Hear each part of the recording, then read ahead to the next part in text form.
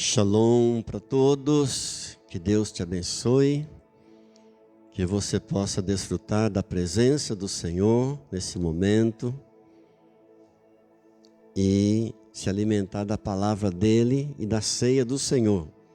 Hoje, Santa Ceia, eu quero ler com você dois textos pequenos do Novo Testamento sobre a ceia, muito conhecidos de todos. E talvez o que eu venha dizer aqui, eu já tenha dito em outras mensagens.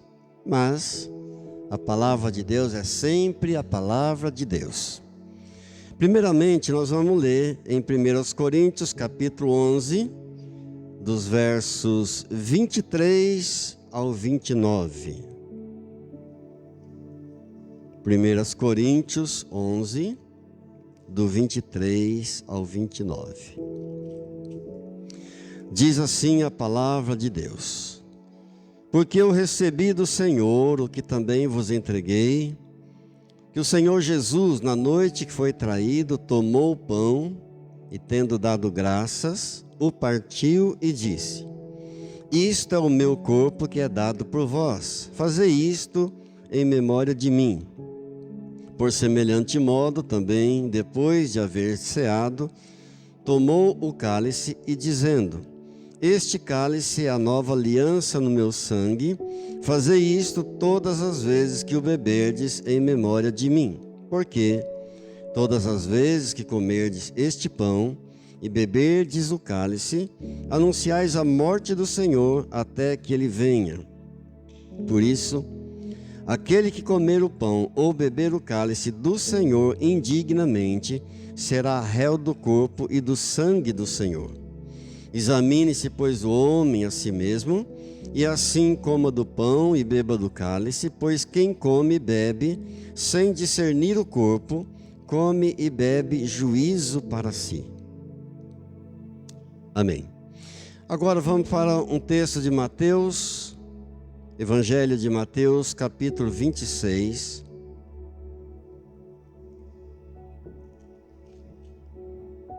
Mateus 26, no verso 26 também.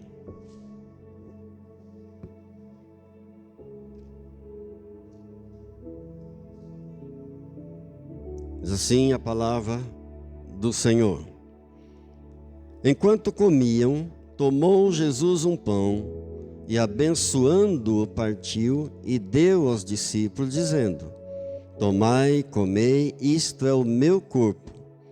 A seguir, tomou um cálice e, tendo dado graças, o deu aos discípulos, dizendo: Bebei dele todos, porque isto é o meu sangue, o sangue da nova aliança, derramado em favor de muitos, para a remissão de pecados. E digo-vos que desta hora em diante, não beberei deste fruto da videira, até aquele dia em que o hei de beber novo convosco no reino de meu Pai. E tendo cantado um hino, saíram para o monte das oliveiras. Oremos ao Senhor. Querido Jesus, graças por estarmos aqui e podermos nesta manhã obedecer a ordem do Senhor em 1 Coríntios 11, 24. Façam isso em memória de mim. É um dia de Santa Ceia, de celebração, de gratidão. Muito obrigado, Senhor. Dá-nos, ó Deus, a iluminação do Teu Espírito Santo, para entendermos a Tua palavra e colocá-la em prática na nossa vida, em nome de Jesus. Amém.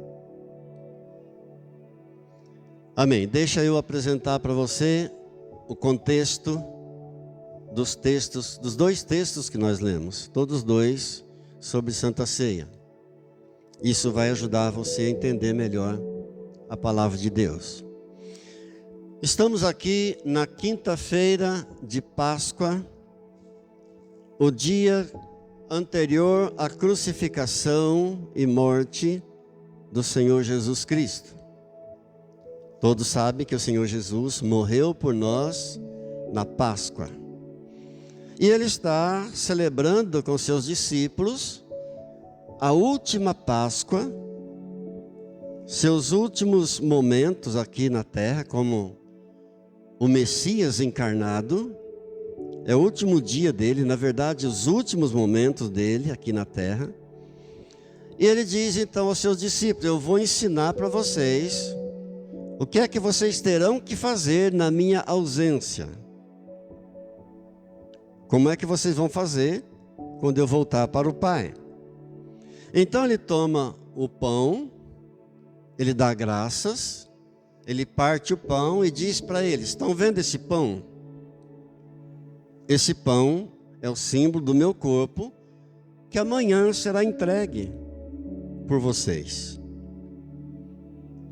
Em seguida ele toma o cálice. Estão vendo esse cálice?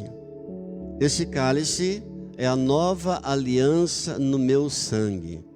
Façam isso em memória de mim. Agora, interessante um versículo de Mateus 26, verso 29, é que Jesus diz assim: desta hora em diante, digo-vos que desta hora em diante, eu não beberei deste fruto da videira até aquele dia em que eu hei de beber novo convosco no reino de meu Pai. O que Jesus está dizendo com isso? A partir de agora, eu não beberei mais deste cálice com vocês. Eu beberei lá naquele dia com vocês, na glória de meu Pai.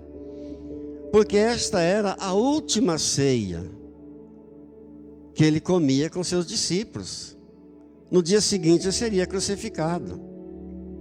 Era a última refeição, a última Páscoa que ele está celebrando com seus discípulos. Então ele diz: eu não beberei mais com vocês, eu não beberei. Mas vocês, para os discípulos, ele diz assim: façam isso em memória de mim. Eu já não beberei mais desse cálice com vocês, mas vocês façam isso em memória de mim. E naquela noite memorável, em que Jesus está celebrando com eles, comendo com eles, ceando com eles, a última Páscoa, quando ele ainda encarnado, vivendo aqui, como humano igual nós, exceto no pecado, ele faz uma promessa aos discípulos. E os discípulos simbolizam a igreja. Portanto, ele faz uma promessa para mim e para você. E qual é a promessa? Ele diz assim: olha, hoje eu estou celebrando essa ceia com vocês aqui na terra, mas um dia eu celebrarei com vocês essa ceia no céu. Hoje estou celebrando com vocês aqui embaixo, mas um dia eu celebrarei com vocês lá em cima. Então o Senhor Jesus está aguardando por minha chegada, pela tua chegada, para celebrar conosco esta ceia lá no céu. Diga graças a Deus. E você sabe que quando Deus faz uma promessa, Ele cumpre aquilo que prometeu. Ele nunca deixou de cumprir suas promessas. Em Números, no capítulo 23, no verso 19, a Bíblia diz que Deus não é homem para que minta, e nem filho do homem para que se arrependa. Então Jesus fez essa promessa para nós, e Ele vai cumprir. Quem aqui tem promessa de Deus? Amém. Ele vai cumprir com as suas promessas. Louvado seja Deus. Queridos, você poderia dizer: mas pastor, o que tem a ver comigo? O que tudo isso tem a ver comigo? É simples.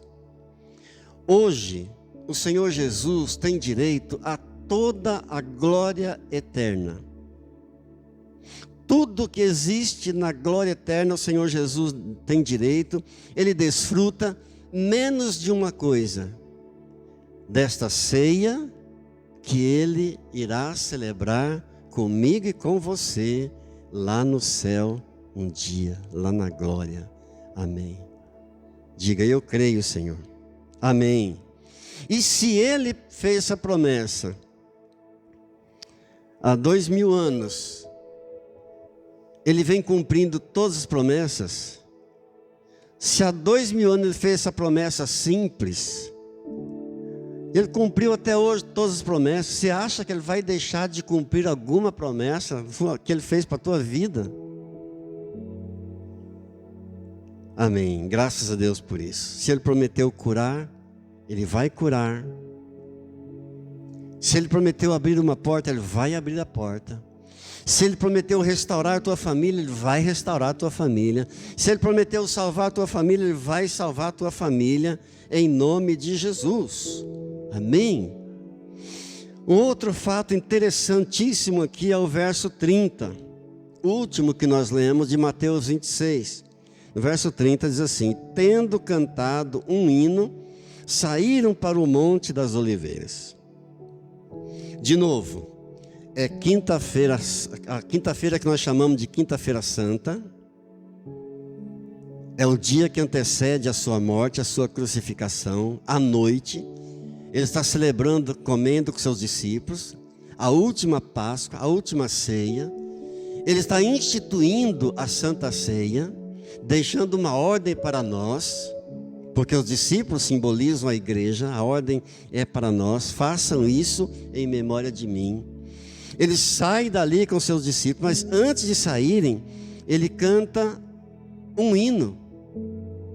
E ele vai para o jardim do Getsêmani, aonde ele vai ser duramente provado, onde ele vai sofrer terrivelmente. Ele sai com seus discípulos para o jardim do Getsêmani.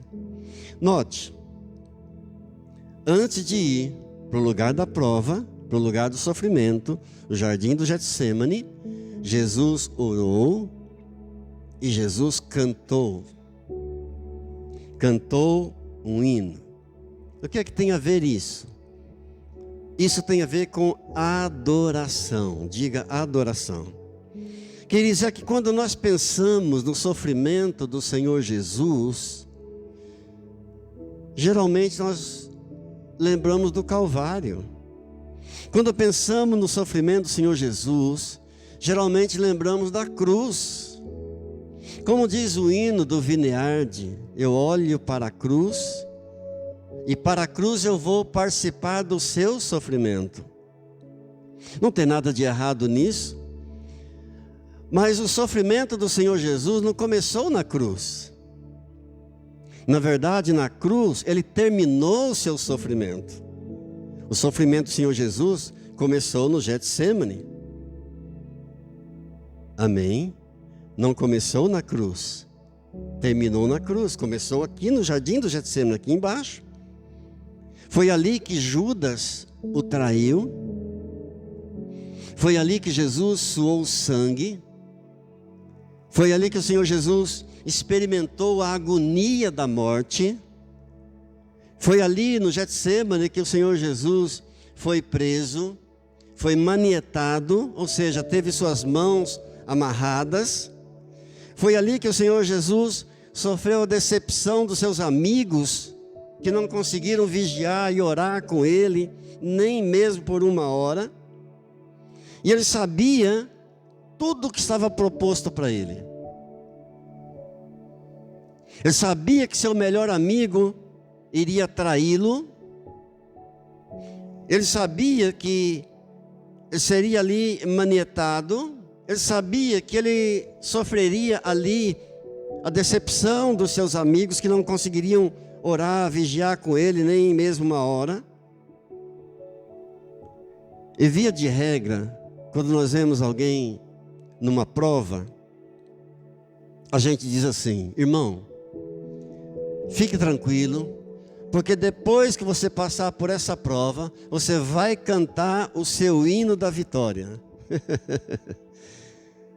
Também não tem nada de errado nisso, mas o mais correto seria a gente dizer: irmão, no meio da prova, você deve cantar o hino da vitória. É no meio da prova que nós devemos cantar o hino da vitória. Como Paulo e Silas, quando foram presos em Filipos e colocados num cárcere de segurança máxima, com seus pés presos a um tronco, e ali despidos, sangrando, mas à meia-noite eles cantavam um hino a Deus. E Deus então realizou um grande terremoto naquela prisão. No meio da prova devemos cantar. Interessante que o Senhor Jesus não cantou nem no meio da prova e nem depois da prova. Ele cantou antes da prova. Quando saiu daqui do cenáculo em Jerusalém com seus discípulos, depois de cear com eles, para o jardim do Getsêmani, para o lugar da prova, antes da prova ele cantou com eles. Quem é que consegue cantar um hino na prova? Quem consegue cantar antes da prova? Só quem tem a certeza de que vai sair da prova. Eu profetizo sobre a tua vida em nome de Jesus. Você vai sair dessa prova. Você vai sair da prova em nome de Jesus. Amém, queridos? Algo interessante é que você não sabe o que está proposto para você quando sair desse culto. Eu não sei o que está proposto para mim quando eu sair desse culto. Não sabemos. Eu vi o noticiário semana passada que um casal lá em Santa Catarina saiu do culto, entrou no seu carro, pegou a BR para voltar para casa e um caminhão passou por cima do carro, matando o casal na hora. Eu não estou profetizando morte, mas nós não sabemos o que está proposto para nós quando saímos daqui, nem daqui a 5 minutos. Então quero te dar um conselho: adore a Ele agora, louve a Ele agora, exalte o nome dEle agora, glorifique o nome dEle agora, enquanto é tempo que nós não sabemos o que é que está proposto para nós. Diga glória a Deus. Por quê? Porque é a tua adoração que vai te fortalecer para a prova. É a tua adoração que vai te dar estrutura para quando a prova chegar, no momento em que a prova vier, você vai estar fortalecido pela tua adoração, você vai estar estruturado. Amém? Todo adorador passa pela prova de cabeça erguida. Glória a Deus. Nunca me esqueço do irmão Lázaro, quando morreu em 2021, vítima da Covid. O irmão Lázaro cantava um hino que dizia assim: vou passando pela prova, dando glória a Deus.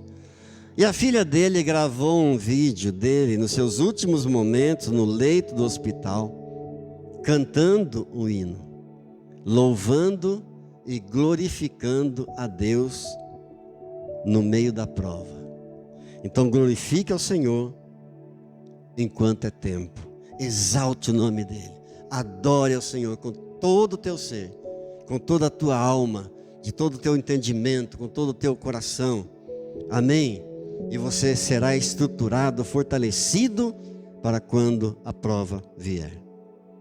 Amém? Então, no momento da ceia, antes que Jesus saísse com eles para o Getsêmani, para o lugar da prova, Jesus olha para eles e diz assim: um de vocês vai me trair. E eles ficaram encabulados com essa palavra de Jesus.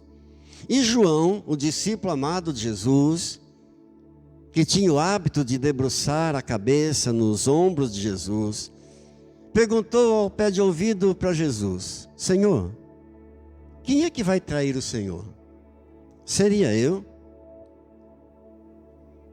Jesus então pega um bocado de pão, molha esse bocado de pão e coloca na boca de Judas Iscariotes, indicando qual seria o traidor. E diz para Judas assim: o que você tem que fazer, faça. E Judas, tomado de ódio, de ganância, saiu, traiu Jesus, vendeu Jesus por 30 moedas de prata. Bom, se Jesus está aqui celebrando a ceia com seus 12, Judas Iscariotes saiu, ele chega no Getsêmani com quantos? 11. E ao chegar com os 11, ele faz uma separação. Ele separa 8 deles e diz para eles: assentai-vos aqui, orem por mim. E pega 3, Pedro, Tiago e João, e vai mais adiante. E diz a Pedro, Tiago e João: a minha alma está triste até a morte. Ficai aqui e vigiai comigo. Depois ele sai e vai mais adiante e se coloca sozinho diante do Pai e começa a orar, dizendo: Pai, se for possível, passa de mim esse cálice. Contudo, que não seja feita a minha vontade, senão a tua vontade. Agora uma pergunta: se lá na cruz, lá no Calvário, já haveria uma dor terrível, zombaria, vinagre para ele beber, uma lança que transpassaria o seu peito, por que a prova também no Getsêmani? Por que a dor no Getsêmani? Por que agonizar no Getsêmani? Por que suar sangue no Getsêmani? Por que ser traído? Por que ser manietado? Por que ser decepcionado por seus amigos no Getsêmani? Por que sofrer esse pavor angustiante da morte?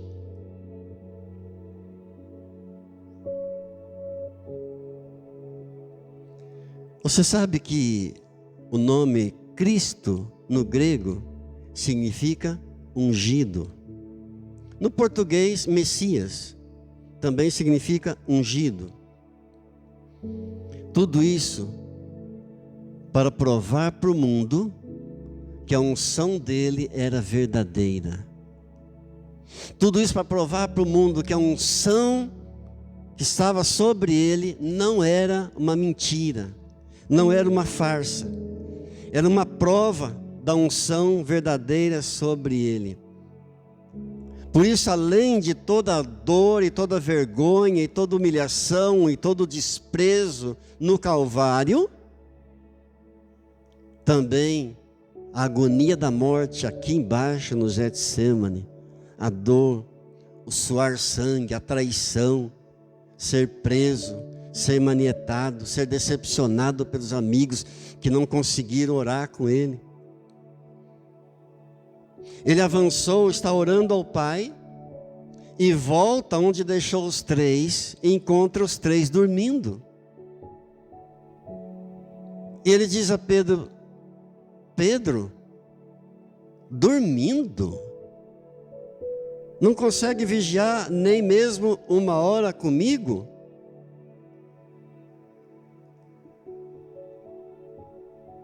Dura prova de Jesus. Queridos, por que Deus permite provas para nós? Por que Deus permite que a gente passe por provas aqui? Para provar que a nossa unção é verdadeira. A unção dele está sobre nós, não é mentira, não é uma farsa. Por isso Deus permite a gente passar por prova. Amém? Você lembra de Mateus, no capítulo 21, aliás, no capítulo 7, no verso 21, que diz assim: nem todo que me diz Senhor, Senhor, entrará no reino dos céus, mas aquele que faz a vontade do meu Pai. Então Deus permite você e eu passarmos por provas para mostrar ao mundo que nós somos cristãos verdadeiros, que a unção sobre nós é verdadeira. Bem, eu não vou perguntar se alguém aqui está passando por prova, porque provas nós passamos todos os dias. Todos nós passamos provas. Mas quem sabe tenha alguém passando por uma prova muito difícil. E quem sabe até você esteja perguntando a Deus, mas Deus, por quê? E essa prova tem se intensificado cada vez mais. E você esteja perguntando para Deus, Deus, por que essa prova? Deus, por que essa dor? Deus, por que essa agonia? Por que eu estou passando por essa angústia? Deus está dizendo, eu estou mostrando ao mundo que a tua unção é verdadeira. Amém. É para você provar que a tua unção é verídica. Deus está dizendo para você com isso, olha, eu estou mostrando para você que quem te chamou fui eu. Quem te separou fui eu. Quem ungiu você fui eu. E tem muitos que se sentem discriminados por causa da sua fé em Jesus, discriminado até pela família, muitos até excluídos, muitos se sentem rejeitados, até mesmo pela família, mas Deus está dizendo, fui eu que te chamei, fui eu que te separei, fui eu que te ungi, fica firme na fé, aguente a prova, é para mostrar que a tua fé é verdadeira, que a tua unção é verdadeira, diga graças a Deus, amém, amém. Então quando o Senhor Jesus chega no jardim do Getsêmani com os seus 12, quando ele entra ali no jardim, separou 8, deixou 8, separou 3 mais adiante e foi orar para o Pai, clamando ao Pai, se for possível, Pai, afasta de mim esse cálice, contudo, que não seja feita a minha vontade, mas a tua vontade. Por que será que somente para os 3 ele disse, a minha alma está triste até a morte, ficai aqui, vigiai comigo. Aos 8 ele deixou aqui e disse, assentai-vos aqui, orem comigo, orem por mim. Mas aos 3 ele disse, a minha alma está triste até a morte, vigiai.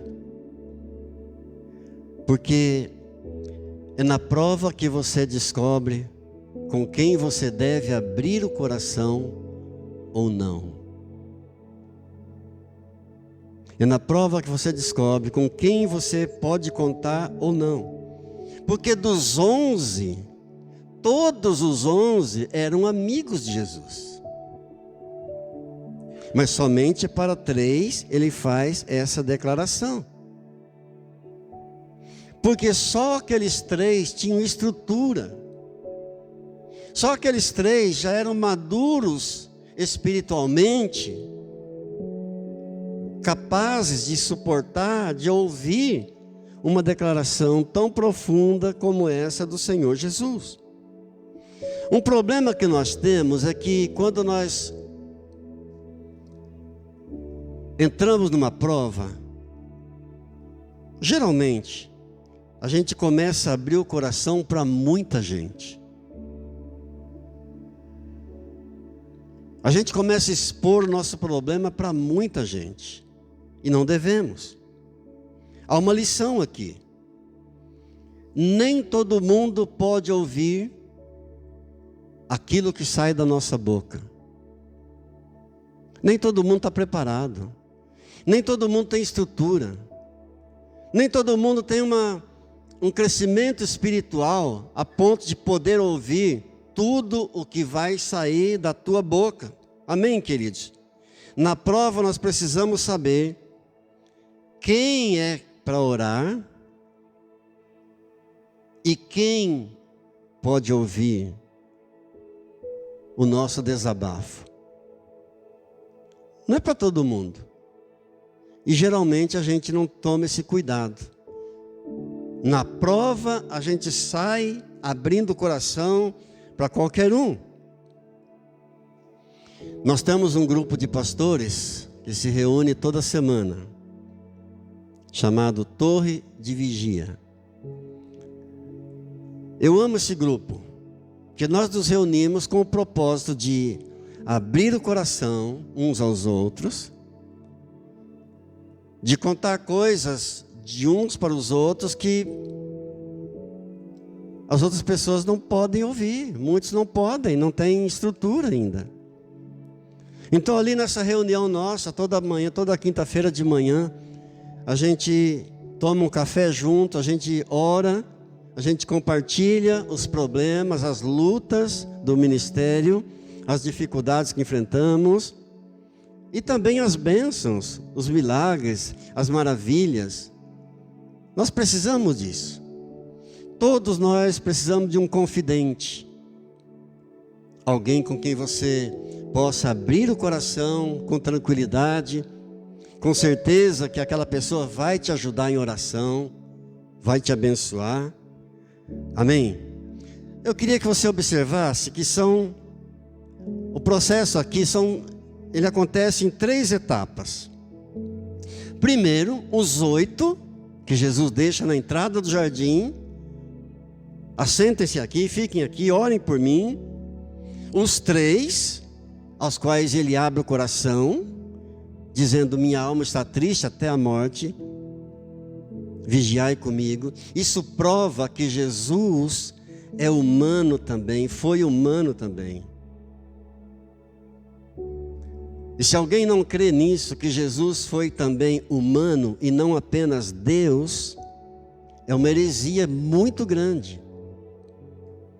E tem igrejas que não professam essa fé, que crê e prega que Jesus é apenas Deus, 100% Deus. Isso é uma grande heresia, porque em vários textos da Bíblia nós encontramos que ele crescia em estatura. Quem é que cresce em estatura?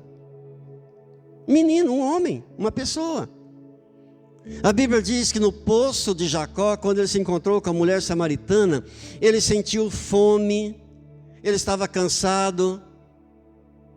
Deus é espírito, e um espírito não sente fome, um espírito não tem cansaço. Então a Bíblia diz claramente do começo ao fim que Jesus é 100% homem e 100% Deus. E aqui quando ele diz aos seus 3 amigos mais íntimos, Pedro, Tiago e João: vigiai comigo, eu estou sentindo a agonia da morte, a minha alma está triste até a morte. É uma declaração explícita que Jesus foi 100% homem também, como nós, com exceção do pecado. Nós somos pecadores, ele jamais pecou. Diga glória a Deus. Então o processo está em 3 etapas. Primeiro, os 8, os 3, e ele sozinho com o Pai. Pai, livra-me desse cálice, contudo, que não seja feita a minha vontade, senão a tua. Ou seja, na prova, queridos, tem coisas que ninguém pode ouvir. Na prova tem coisas que algumas pessoas podem ouvir. E na prova tem coisas que somente Deus pode ouvir. Amém? Tem coisas na tua vida que é somente entre você e Deus. Entre você e Deus. Jesus disse aos 3: ficai aqui, vigiai, a minha alma está triste até a morte. Pai, se possível, afasta isso de mim. Voltou e os 3 estavam dormindo. Pedro, você está dormindo? Não pudeste vigiar nem uma hora comigo? Vigiai e orai, para que não entreis em tentação, porque o espírito está pronto. Na verdade, o espírito está pronto, mas a carne é fraca. Jesus retirou-se pela segunda vez ao Pai novamente. Está orando ao Pai: Pai, se possível, afasta de mim esse cálice, contudo, que não seja feita a minha vontade, senão a tua vontade. Voltou e novamente encontra os 3 dormindo. E a Bíblia diz que os olhos deles estavam pesados e não sabiam o que falar para Jesus. Não sabiam o que responder. Jesus se retira novamente, terceira vez, vai ao Pai orar, a sós com o Pai, e quando Jesus volta, novamente eles estão dormindo pela terceira vez. E Jesus agora diz para eles: chega, agora basta, o traidor já está entrando no jardim, o Filho do Homem será entregue, já não precisa mais orar, já não precisa vigiar, agora chega. O traidor se aproxima, o Filho do Homem está sendo entregue nas mãos dos pecadores.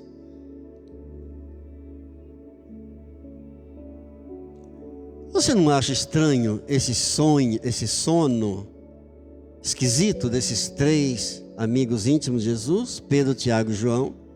Estranho, muito estranho.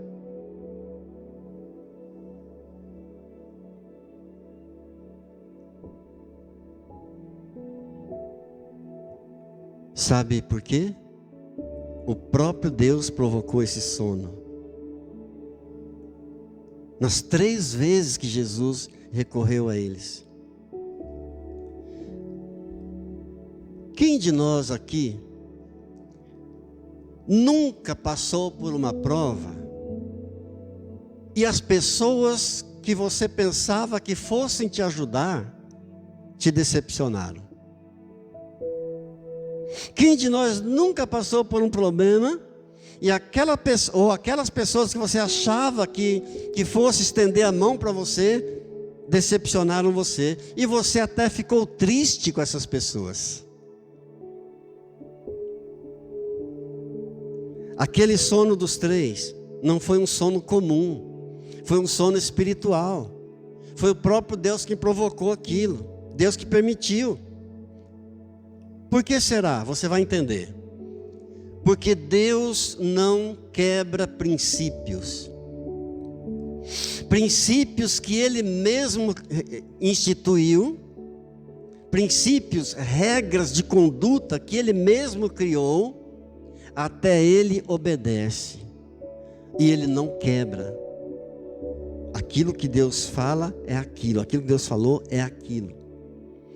E Jesus tinha dito para eles anteriormente, está escrito em Mateus capítulo 18, verso 18: tudo que vocês ligarem na terra terá sido ligado nos céus, e tudo que vocês desligarem nos céus terá sido desligado na terra. Isso fala do poder da concordância da igreja. Jesus tinha feito essa promessa para eles, tinha feito essa aliança com eles. Agora imagine se os 3 melhores amigos de Jesus estivessem orando juntos com Jesus, dizendo: Pai, afasta esse cálice dele. O Pai teria que afastar o cálice dele, porque o Pai não quebra princípios. Mas o Pai não podia afastar o cálice dele. Era preciso que Jesus bebesse desse cálice para salvar a você e a mim também. Diga glória a Deus. Amém, queridos?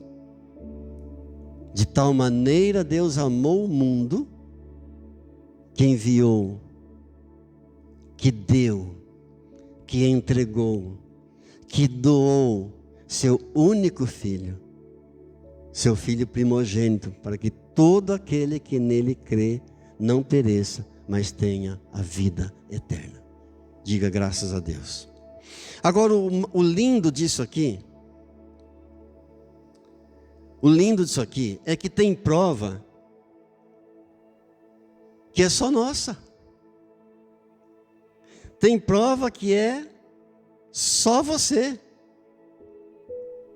Tem gente que não te ajudou na prova, não porque não quis te ajudar, porque o próprio Deus não permitiu. Entende isso?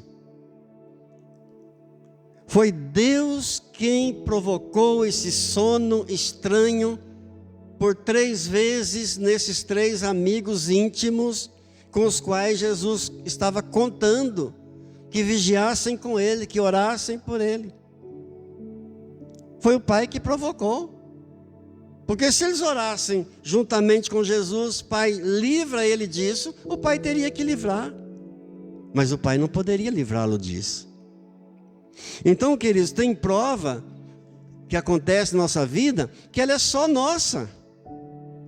Tem prova que é só tua, é você que vai ter que aguentar, é você que vai ter que suportar, você que vai ter que orar, você que vai ter que esperar em Deus.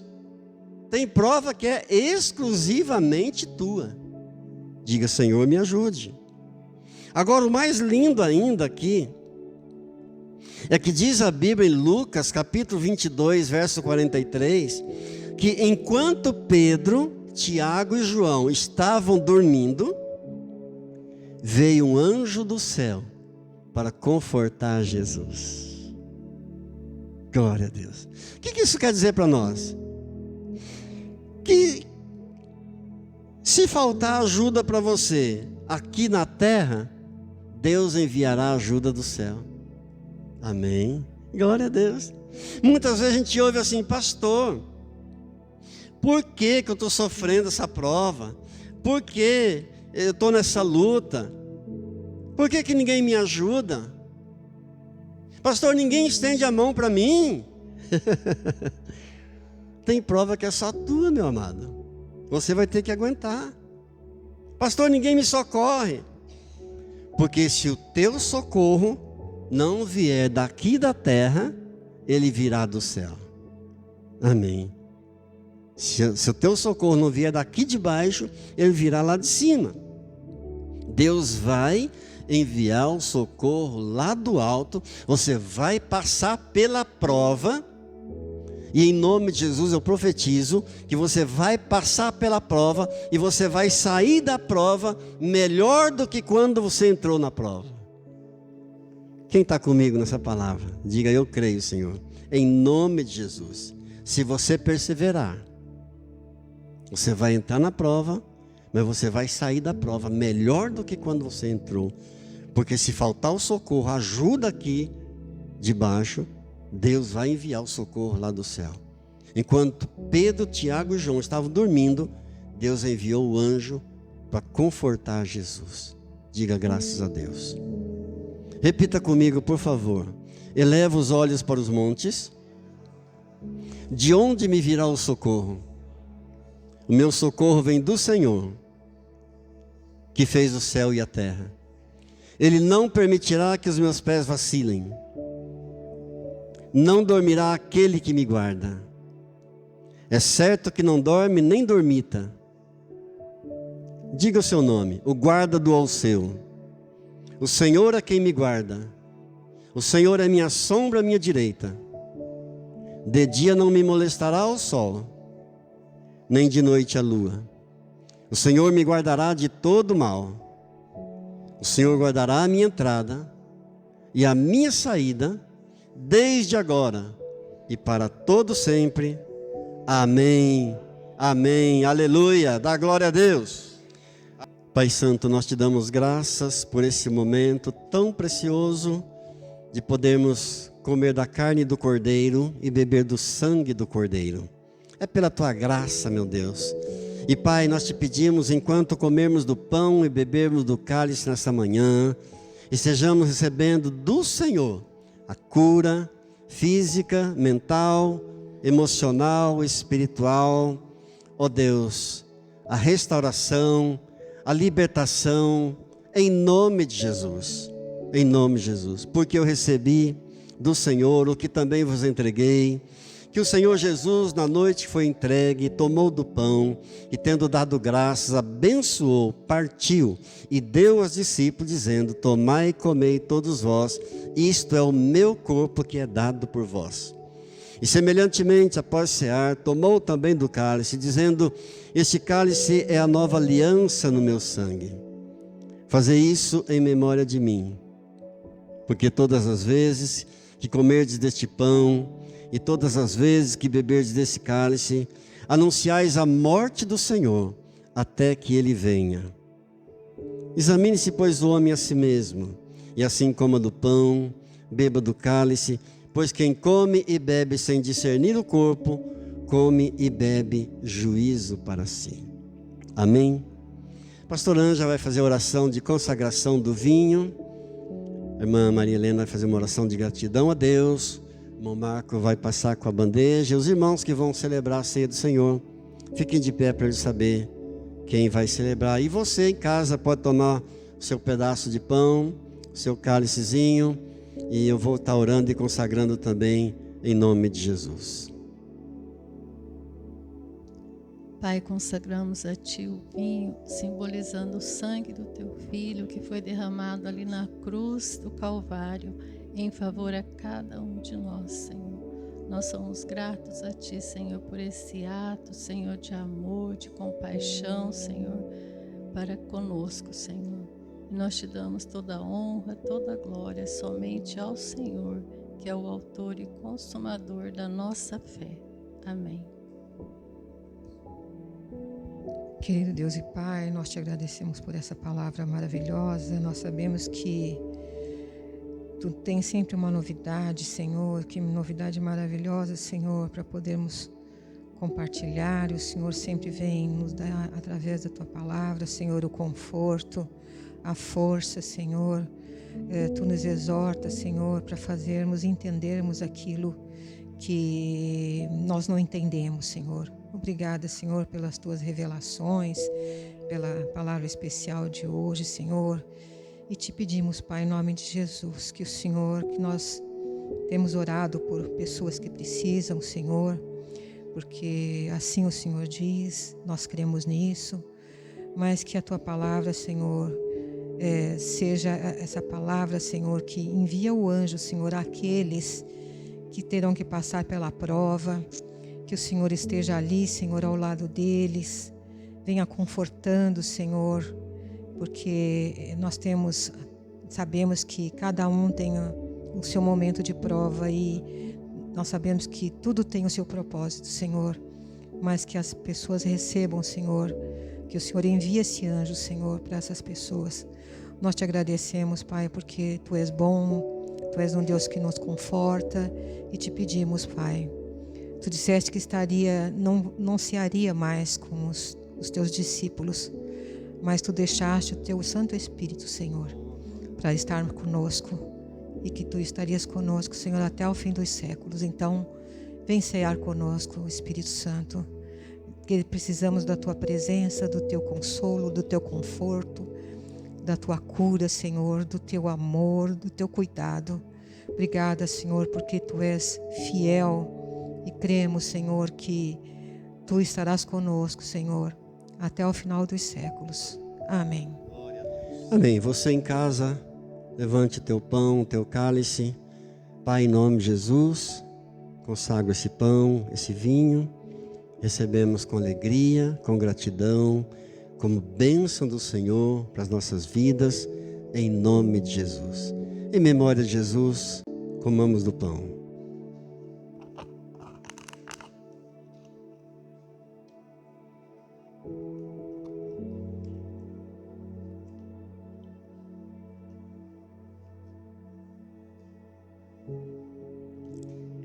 Em memória de Jesus, consciente de que o nosso pecado foi perdoado, foi lavado no sangue do Cordeiro, bebamos junto do cálice.